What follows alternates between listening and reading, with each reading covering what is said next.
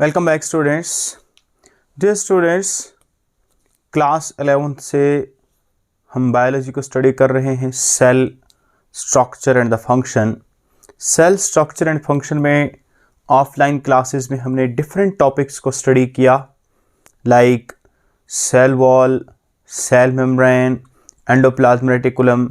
अब हम जिस टॉपिक को स्टडी करना चाहते हैं वो है हमारा गोल्गी बॉडीज़।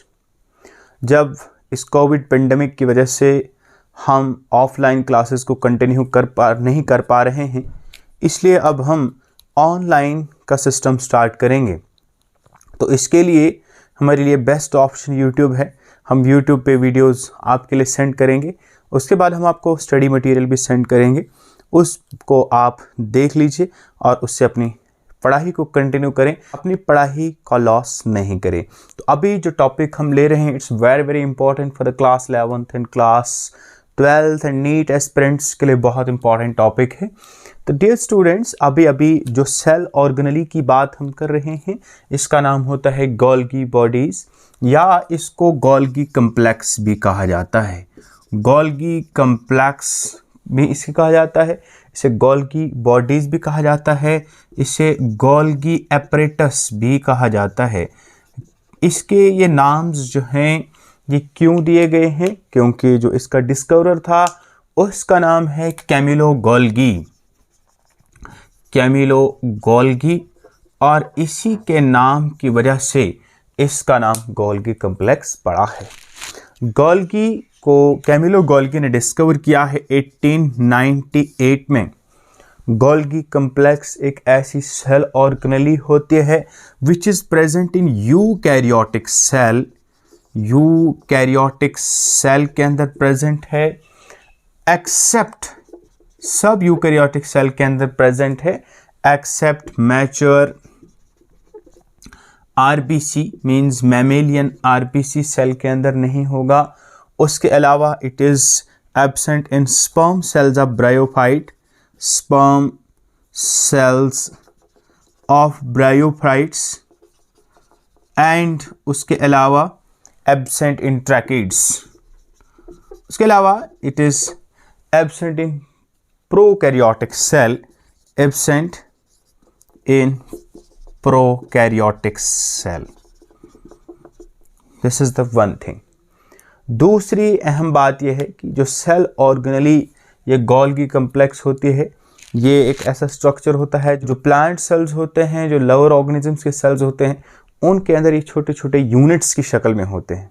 उन छोटे यूनिट्स का नाम होता है डिक्टियोसोम्स, और जो बड़े सेल्स होते हैं वर्टिब्रेट्स, उनमें इस तरह के एक कम्प्लेक्स स्ट्रक्चर होता है। तो इसके स्ट्रक्चर की अगर हम बात करें, ये गोल्गी कम्प्लेक्स जो है इसका स्ट्रक्चर क्या है, इसके अंदर कौन कौन से पार्ट्स हैं, आइए एक एक करके देखने की कोशिश करेंगे। इसमें 3 चीज़ें मौजूद होती हैं। इसके अंदर 3 स्ट्रक्चर्स हैं। One is known as cisternae, other is known as tubules, and other is known as vesicles. What are cisternae? These stack like structures जो हैं इनको सिस्टर्नी कहते हैं। These are known as cisternae.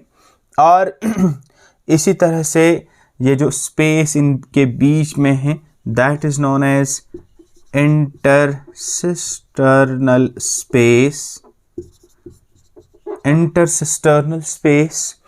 और उसके अलावा इसके यहाँ वेसिकल्स भी मौजूद होते हैं, दैट स्ट्रक्चर्स, और इन स्ट्रक्चर्स को कहते हैं ट्रांजिशन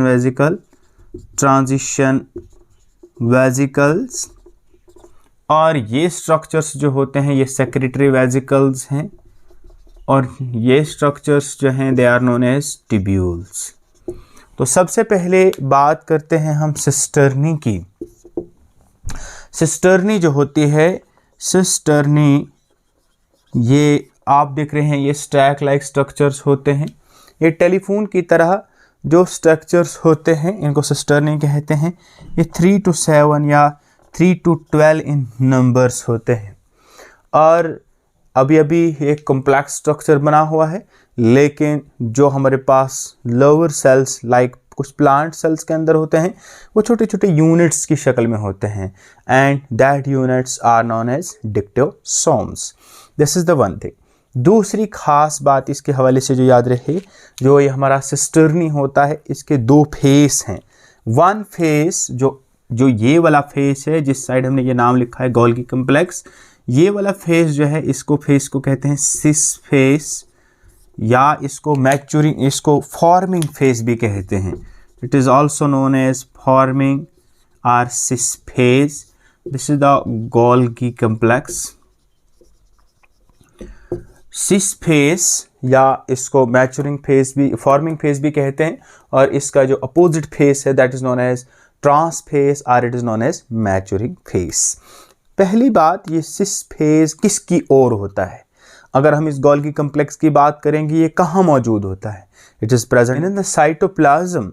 सेल की साइटोप्लाज्म के अंदर मौजूद होता है, और ये जो इसका सिस फेस होता है it is toward the nucleus, and its trans face it is toward the cell membrane। Cell membrane की और इसका ट्रांस फेस होता है, और जो इसका सिस फेस होता है यहीं से इसकी फॉर्मेशन स्टार्ट होती है, ट्रांस फेस के और इसकी मैचुरेशन होती है। This is all about the cisternae. उसके बाद नेक्स्ट इसमें होते हैं tubules. These tubules are tube like structures जो अराइज होते हैं इसी के फंक्शन के दौरान, इसी के डेवलपमेंट के दौरान उसके वो स्ट्रक्चर्स डेवलप होते हैं, that are known as tubules. उसके अलावा वेजिकल्स, यहाँ पर आप देख रहे हैं ये राउंडेड स्ट्रक्चर्स जो हैं इनको हम वेजिकल्स कहते हैं। और वेजिकल्स जो होते हैं ये दो तरह के होते हैं, एक सिंपल होते हैं, एक होते हैं coated vesicles, clathrin coated vesicles. Vesicles इसी की फंक्शनिंग के दौरान इसका जो एंड प्रोडक्ट होता है वो वेजिकल्स के अंदर चले जाता है, और उसके बाद फिर वो एक्सपेल हो जाता है। तो इस तरह से ये तीन स्ट्रक्चर इसमें मौजूद होते हैं, सिस्टर्नी, टिब्यूल्स एंड वेजिकल्स। उसके बाद नेक्स्ट अहम बात जो इसके हवाले से हमें पता होना चाहिए वो है ओरिजिन। जो एंडोप्लाज्मिक रेटिकुलम जिस तरह से हमने पढ़ा था उसकी ओरिजिन भी पढ़ी थी, उसकी टाइप्स भी पढ़ी थी, तो इसी तरह से हमने गोल्गी कम्प्लेक्स के हवाले से भी ओरिजिन पता होनी चाहिए, ये कहाँ से अराइज होती है। It is developed from endoplasmic reticulum and mostly smooth endoplasmic reticulum. Rough endoplasmic reticulum से भी जब राइबोसोम्स हट जाते हैं आपके पास स्मूथ एंडोप्लाज्मिक रेटिकुलम आता है, और स्मूथ एंडोप्लाज्मिक रेटिकुलम जो है बाद में क्या बनाता है? गोल्गी कम्प्लेक्स बनाता है।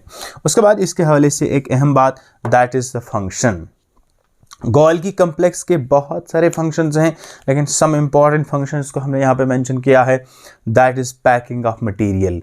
फर्स्टली क्या काम करेगा? ये पैकिंग करेगा। किस चीज़ की पैकिंग करेगा? देखिए एंडोप्लाज्मिक रेटिकुलम के साथ अटैच होते हैं राइबोसोम्स, वहाँ पे प्रोटीन्स बनते हैं। प्रोटीन्स डिफरेंट लेवल के बनते हैं, प्राइमरी, सेकेंडरी, टर्शरी, लेकिन बाद में उनको पैक करना और प्रॉपर एक ऑर्गेनाइज्ड स्ट्रक्चर बनाना, और वो ऑर्गेनाइज्ड स्ट्रक्चर जो है वो डिफरेंट फंक्शन को परफॉर्म करेगा। That function are performed by the all the functions are performed by the, कौन फंक्शन ये कर रहा है? सारा Golgi complex. That is the packing of the material, first thing. दूसरी चीज है synthesis of the carbohydrates। Carbohydrate like glucose, galactose, polysaccharides, disaccharides, जो भी पॉलीसेकेराइड, डाइसेकेराइड्स इसकी ही मदद से वो प्रिपेयर हो जाते हैं। नेक्स्ट इंपॉर्टेंट पॉइंट है फॉर्मेशन ऑफ ग्लाइकोप्रोटीन।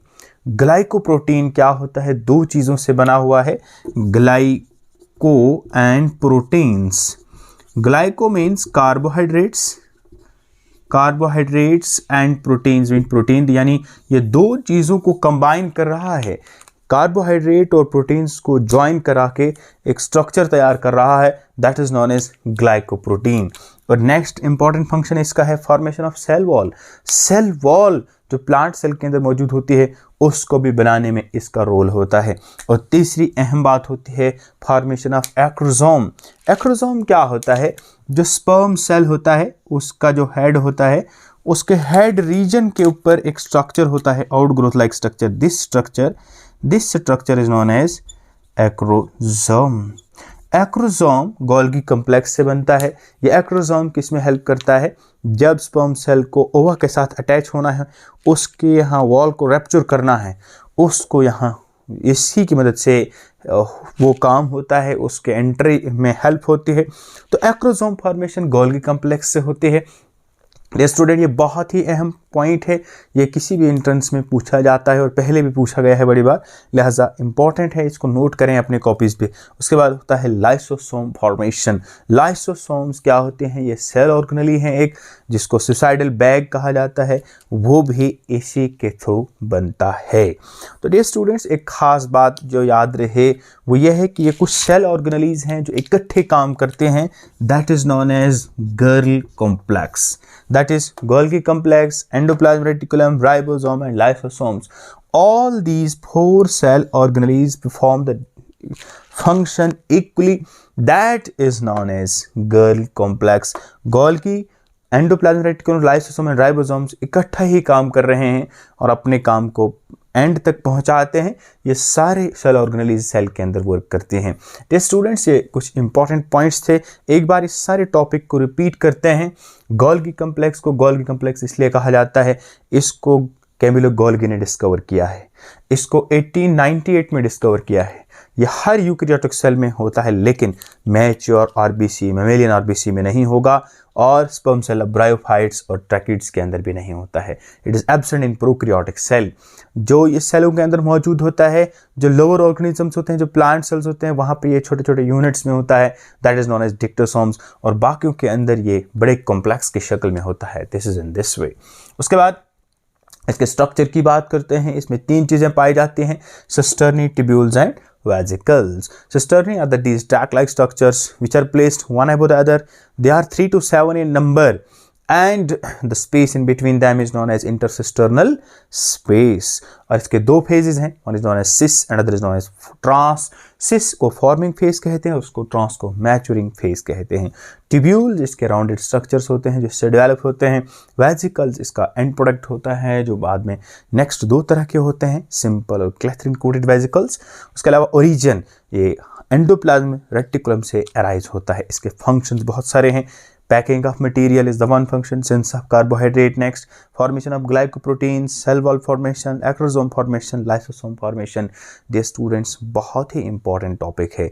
इस वीडियो को खुद भी देखें, बाकियों तक भी इसको शेयर करें, क्योंकि आज इस कोविड पेंडेमिक की वजह से बहुत सारे स्कूल्स तो सारे बंद हैं, कोचिंग इंस्टीट्यूट्स बंद हैं, लिहाजा हमारे पास यही इस वक्त ऑप्शन है ऑनलाइन क्लासेस। लिहाजा अपने टाइम को वेस्ट ना करें, इस वीडियो को खुद भी देखें और इसको शेयर करें और ज़्यादा से ज़्यादा अपने फ्रेंड्स तक पहुँचाएं। थैंक्स।